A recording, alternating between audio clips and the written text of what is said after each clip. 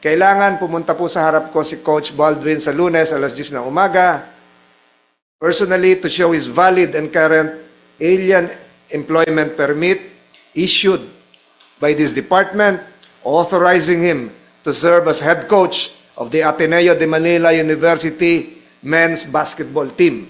Number 2, proof that the AEP covers the full scope of his coaching and supervisory activities, including off-campus training activities such as the team building exercise in Aurora.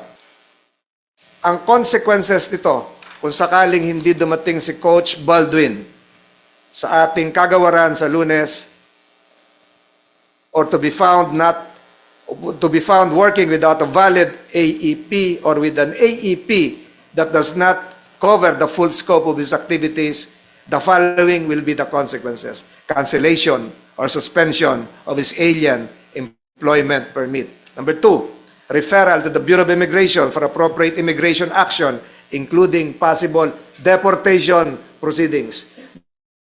Number 3, assessment of administrative penalties against the Ateneo de Manila University as the employing institution for failure to ensure its foreign employees hold valid work permits.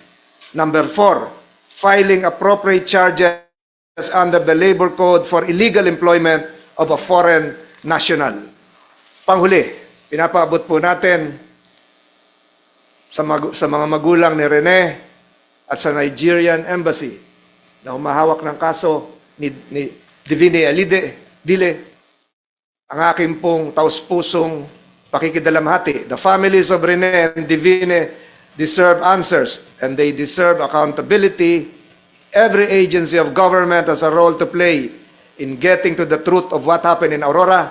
DOLE's role is to ensure that every person employed in this country, Filipino or foreign, is working lawfully and within the bounds of our labor laws.